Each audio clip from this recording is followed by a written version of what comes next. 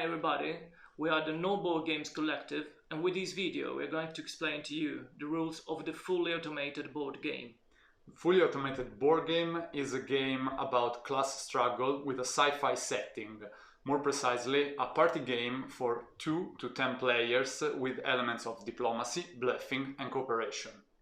And now let's see what's inside the box. Inside the box you will find the red rule book, 56 character cards and several mental health tokens. The characters are the bosses, which have a blue background and a piggy bank symbol, or the workers that have a red background and have several different symbols that indicate their roles and their special abilities. Finally, there are robot cards that can be blue if they are owned by the capitalists or the bosses, or red if they are owned by the workers. Then you'll find tokens that indicate the mental health of the workers. You can see there is a brain drawn on them, and when the brain is surrounded by barbed wire, it means that the worker is so stressed that he cannot participate in any strike. For the money, we instead use small change of the current currency, in this case euro cents. As we said before, this is just a prototype, and in the final version you will certainly find additional cards, tokens and probably also role recognition pins. So now let's imagine a 5-player game. You will have 2 capitalists, one against the other. One of them will win when he reaches a certain amount of money. On the other side, you have the workers. The workers win when they have expropriated a number of robots which is equal to the number of the same workers. To start the game, you have first to collect a certain amount of coins, because to start, the bosses will take 10 coins each and will distribute other coins to the other workers in different amounts. 2 coins to one coin to another, and maybe 0 coins to the last. So, every turn is divided in 7 phases that represent amount of work. In the first phase, the boss can hire a worker or build a robot.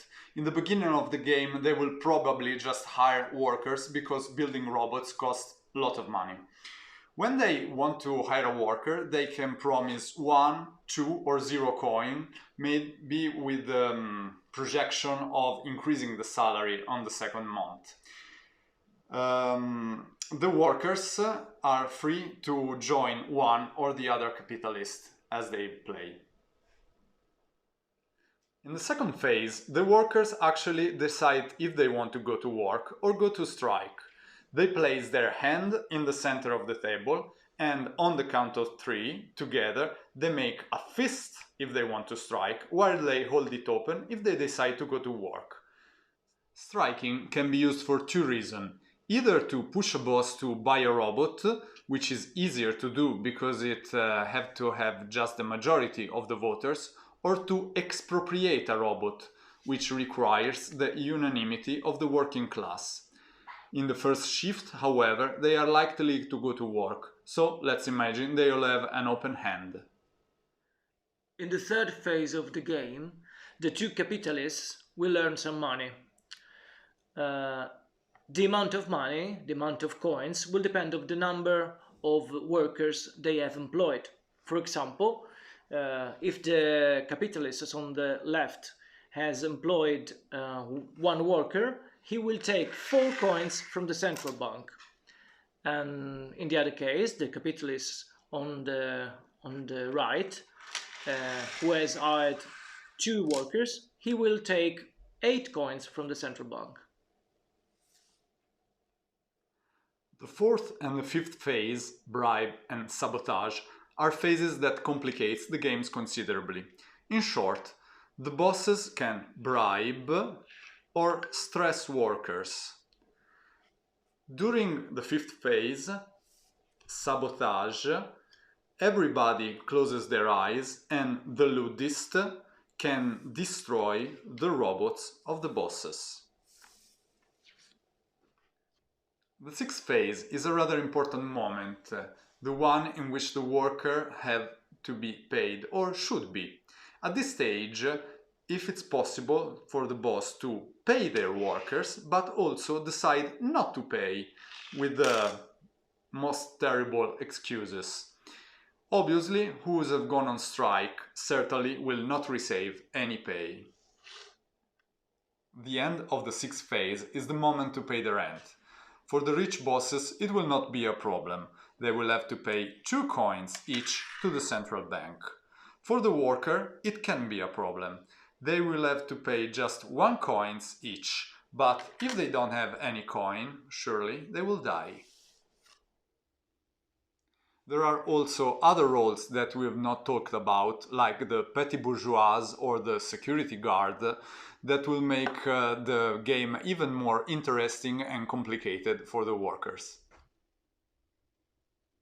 Basically, this is a rather simple and fast party game, which allows board game enthusiasts to deal with more complex role simulation than Wolf vs. Peasants. Those who like party games also will have the chance to reflect about dystopian themes that are shown throughout the game by the dynamics of the game itself. We haven't talked about the 2 to 4 player game. Here we have only one non-playing capitalist and workers who only play in cooperatives. It introduced 2 random elements, the event cards and pre-established contracts that are drawn at the beginning of each player's turn, while the phases are reduced and simplified. In this case, the game focuses on the ability of understand the condition of one workmates and guess whether it is time to go on strike or not.